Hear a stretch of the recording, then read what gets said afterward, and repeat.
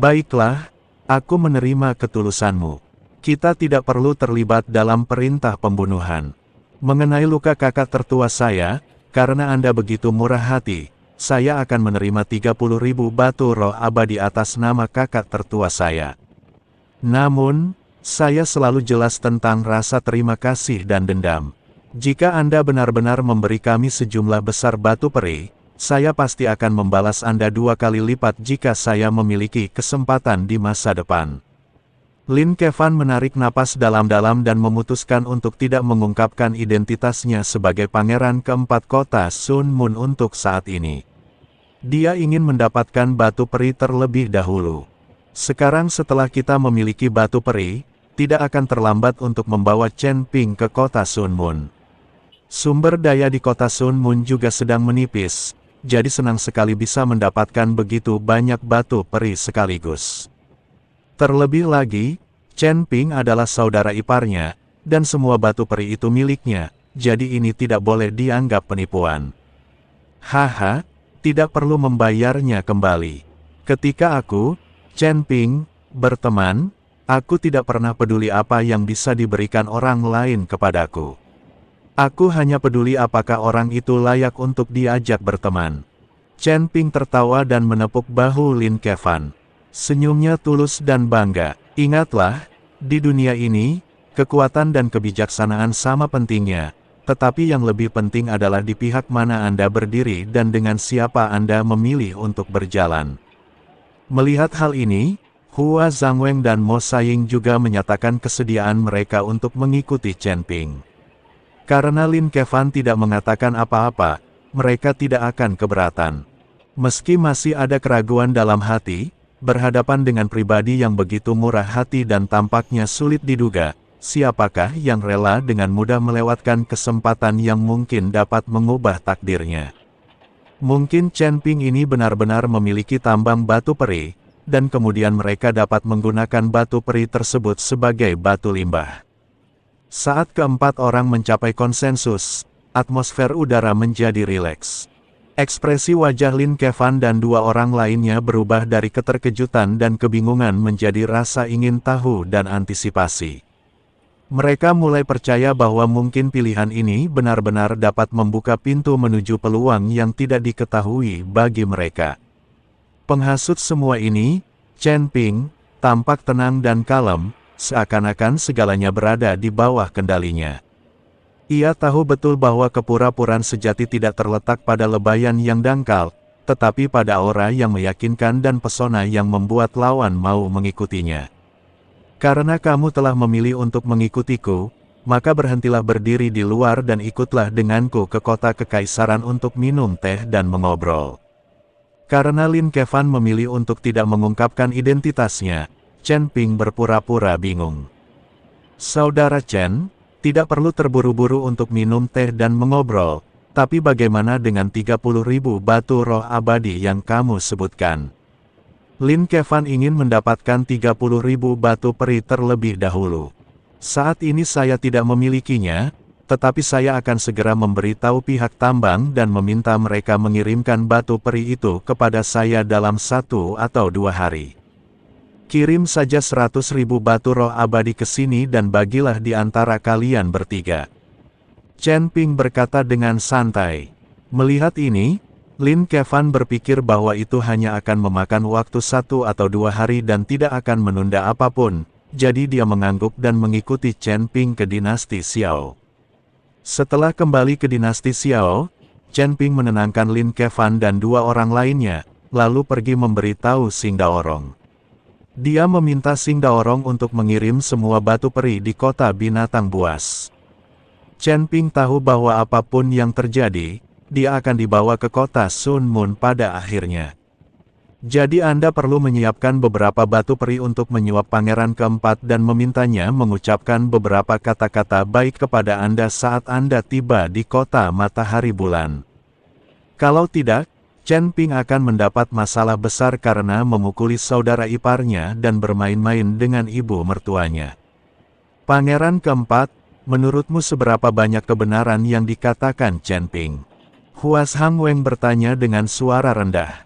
Orang tua, Menurutku teman Tao Chen ini sangat tulus dan tidak berbohong. Jangan selalu menilai orang lain berdasarkan standarmu sendiri. Mo Saiying berkata dengan sangat tidak puas.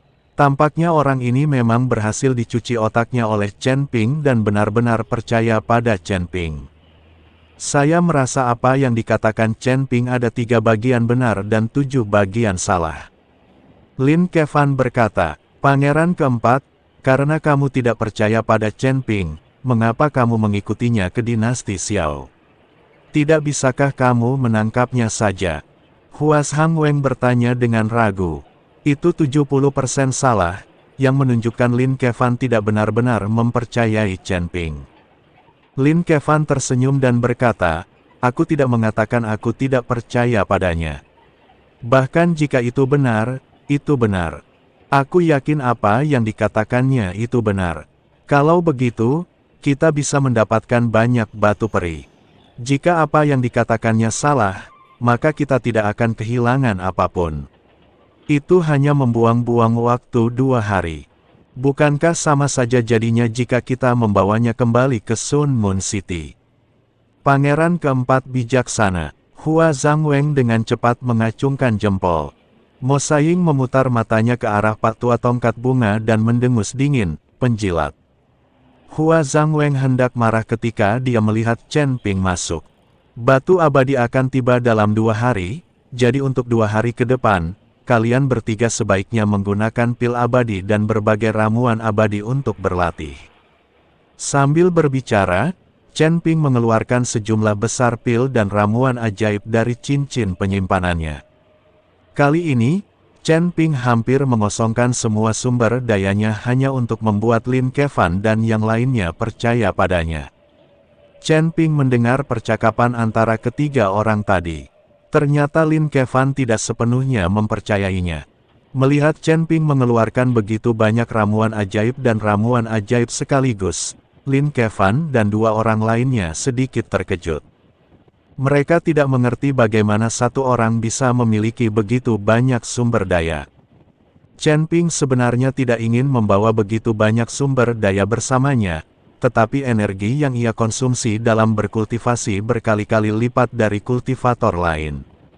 Dengan begitu banyak sumber daya di depannya, bahkan jika dia menggunakan semuanya, Chen Ping mungkin tidak dapat mencapai tingkat yang lebih tinggi. Rekan Taoist Chen, saya telah hidup selama ribuan tahun, dan Anda adalah orang paling dermawan yang pernah saya temui. Mengikuti Anda adalah pilihan yang bijaksana. Mo Saiying berjalan mendekati Chen Ping dan berkata dengan penuh semangat. Orang ini sekarang telah sepenuhnya jatuh ke masa depan yang digariskan oleh Chen Ping. Dia mengatakan hal-hal seperti itu di depan Lin Kevan tanpa mempertimbangkan apa yang dipikirkan Lin Kevan. Bagaimanapun, Mo Saiying masih pengikut Lin Kevan dan terus mengikuti Lin Kevan. Mendengarkan kata-kata Mo Saiying, Lin Kevan hanya menatapnya dengan dingin dan tidak mengatakan apapun. Lagi pula, di depan Chen Ping, Lin Kevan tidak mungkin membiarkan Chen Ping melihat sesuatu yang mencurigakan. Jangan khawatir, selama kamu mengikutiku, kamu akan memiliki semua yang kumiliki. Bahkan jika ada sesuatu yang tidak kumiliki, aku akan menemukan cara untuk mendapatkannya dan membaginya denganmu.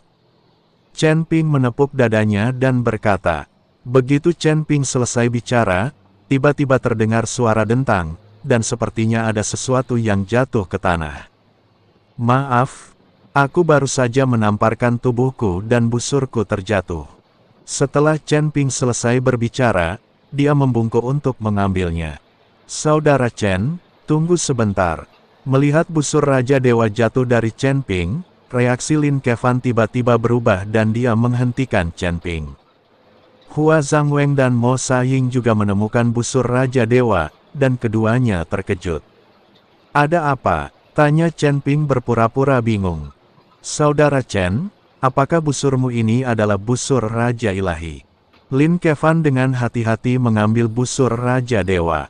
Ya, itu adalah busur Raja Dewa. Aku tidak menyangka kamu begitu berpengetahuan, kata Chen Ping sambil tersenyum bercanda.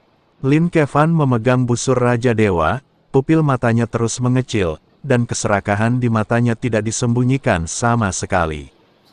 Hua Zhangweng dan Mo Saiying juga maju dan dengan hati-hati membelai busur Raja Dewa dengan tangan mereka. Busur yang hebat, benar-benar busur yang hebat. Aku tidak pernah menyangka bisa melihat busur Raja Dewa yang legendaris. Lin Kevan menjilat bibirnya dan tubuhnya sedikit gemetar. Itu hanya busur dan anak panah. Kenapa kau ingin membuat ekspresi seperti itu? Jika kau menyukainya, aku akan memberikannya padamu. Chen Ping memandang Lin Kevan, melambaikan tangannya dan berkata dengan murah hati. Terima kasih, Saudara Chen. Wajah Lin Kevan penuh dengan kegembiraan, dan dia hendak menyingkirkan busur Raja Dewa. Chen Ping, haha, kau pamer, kau bahkan memberikan busur Raja Dewa. Raja Iblis Ciyun menertawakan Chen Ping.